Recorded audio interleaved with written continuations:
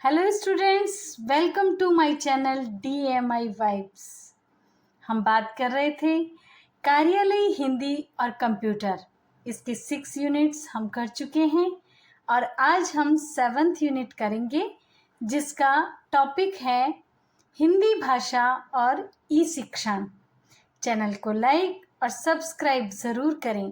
चलिए शुरू करते हैं।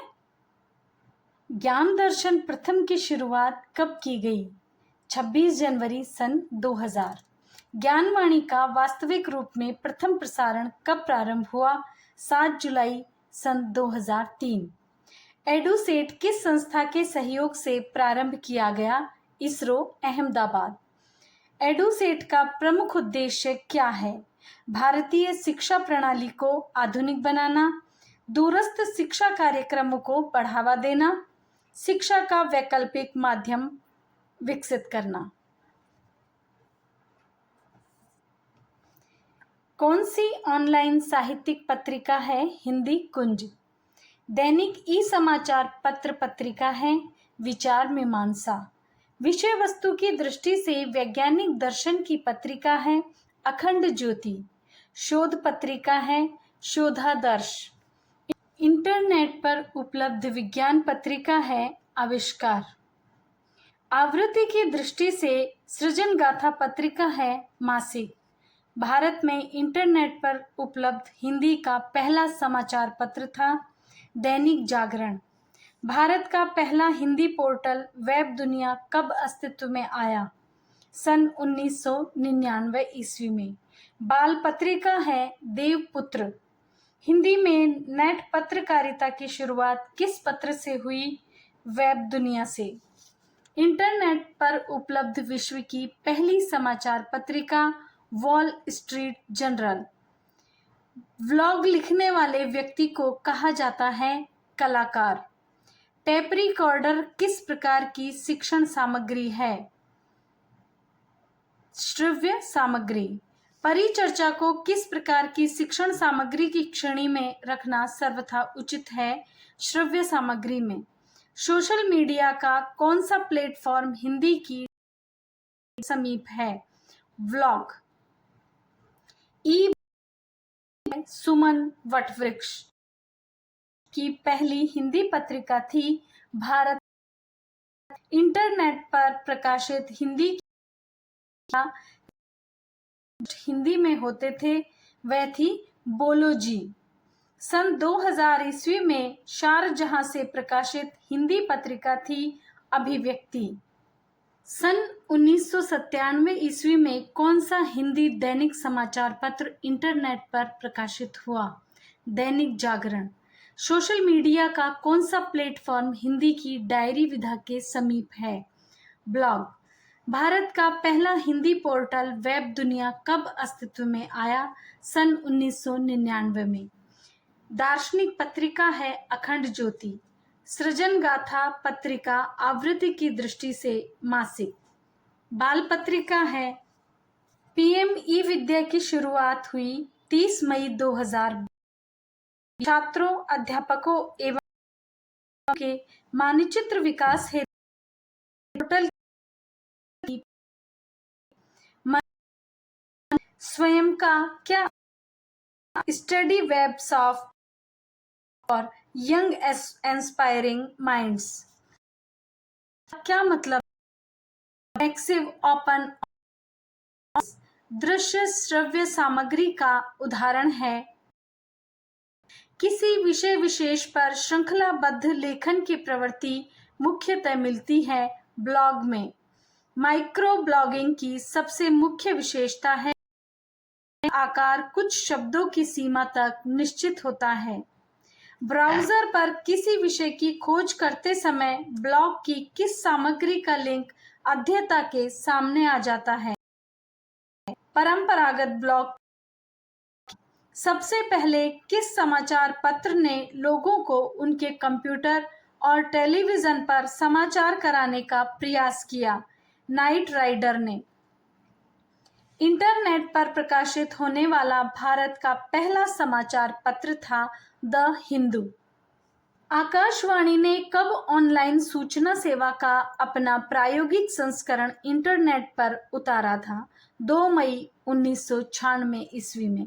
शुद्ध इंटरनेट पत्रकारिता की शुरुआत किस समाचार पत्र से हुई?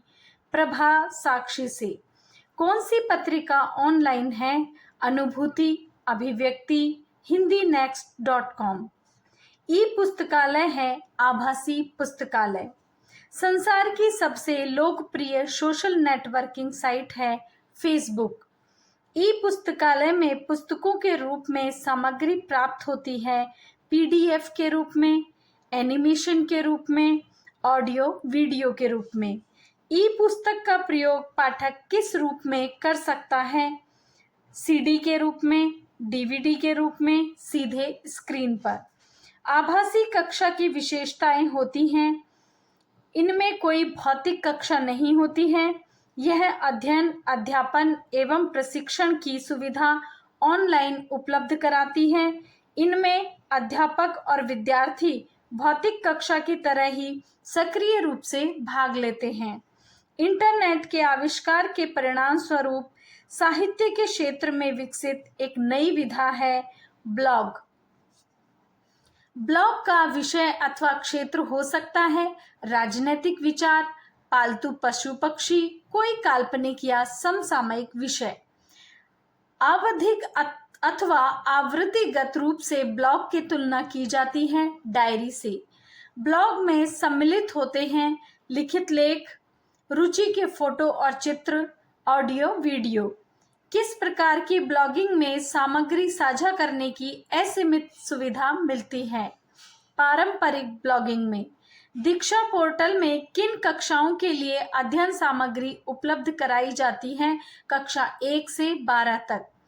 स्वयं प्रभा के अंतर्गत कितने डीटीएच चैनल हैं? 34 चैनल हैं। ई पाठशाला का विकास भारत सरकार के मानव संसाधन मंत्रालय की देखरेख में किस संस्था द्वारा किया गया है? राष्ट्रीय शैक्षिक अनुसंधान एवं प्रशिक्षण परिषद द्वारा। प्रधानमंत्री के ऑनलाइन उपलब्ध मन की बात कार्यक्रम की रिकॉर्डिंग का उदाहरण है पॉडकास्ट। एक ऐसा कक्षा कक्ष जिसके अंतर्गत शिक्षक, प्रशिक्षक और विद्यार्थी ऑनलाइन वातावरण में वेब कॉन्फ्रेंसिंग के माध्यम से संवाद स्थापित करते हैं, क्या कहलाती है? आभासी कक्षा। आभासी कक्षा वर्चुअल क्लासरूम विद्यार्थियों को किसी कारणवश छोड़ी गई कक्षा कक्ष देखने और अधिगम करने की सुविधा भी प्रदान करती है वीडियो रिकॉर्डिंग द्वारा। केवल श्रव्य सामग्री उपलब्ध कराता है पॉडकास्ट। ब्लॉग किस पत्रिका की भांति हिंदी का संस्कार और परिष्कार कर रहा है? सरस्वती की। इग्नू द्वारा संचालित वेब आधारित शैक्षिक टेलीविजन चैनल है ज्ञान दर्शन। स्वयं प्रभा के किस चैनल पर अर्थशास्त्र, वाणिज्य एवं वित्त विषयों की अध्ययन सामग्री उपलब्ध कराई जाती है? कौटिल्य। स्वयं प्रभा के अंतर्गत कितने डीटीएच चैनल हैं? 34। किसी विषय विशेष पर श्रृंखलाबद्ध लेखन की प्रवृत्ति मुख्यतः मिलती है ब्लॉग में। किसी कार्यक्रम में सीधे जुड़कर विचाराभिव्यक्ति की सुविधा प्राप्त होती है फेसबुक पर। ई पुस्तकालय में पुस्तकें उपलब्ध होती हैं आभासी रूप में। ई पुस्तकालय के लिए आवश्यकता पड़ती है पुस्तकों के डिजिटल रूप की। ई पुस्तकालय के लिए आवश्यक है computer, smart mobile, television, internet की सुविधा, इंटरनेट की क्रियाशीलता। ब्लॉगर को मार्गदर्शन और प्रोत्साहन मिलता है पाठकों की समालोचना, सराहना और प्रतिक्रिया से। ई पुस्तकालय की कौन सी विशेषता भौतिक पुस्तकालय में संभव नहीं है? एक ही पुस्तक एक ही समय में असंख्य लोगों के लिए उपलब्ध हो जाती है। भारत सरकार छात्रों और अध्यापकों के मानसिक विकास के लिए किस पोर्टल को आरंभ करने का निश्चय कर चुकी है? मनोदर्पण।